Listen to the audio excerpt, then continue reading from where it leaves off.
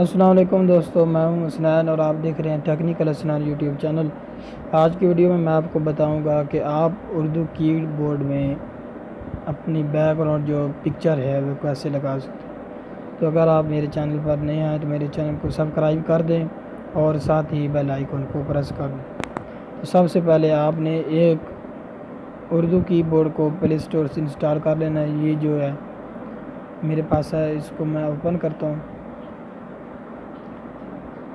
Open करने के बाद ये जो नीचे वाला ऑप्शन है सेटिंग का, इसके ऊपर आपने क्लिक करना और यहाँ नीचे जो है इसके ऊपर आपने क्लिक कर देना और यहाँ ऊपर आपने क्लिक करना। फिर आपने इधर गैलरी के ऊपर क्लिक करना और यहाँ से आप जो भी आप पिक्चर लगाना चाहते हैं वो आप लगा सकते हैं। तो मैं यहाँ से ये पिक्चर लगा लेता हूँ और इसका साइज़ जो आपने बड़ा कर देना है जैसे मैं कर रहा हूँ।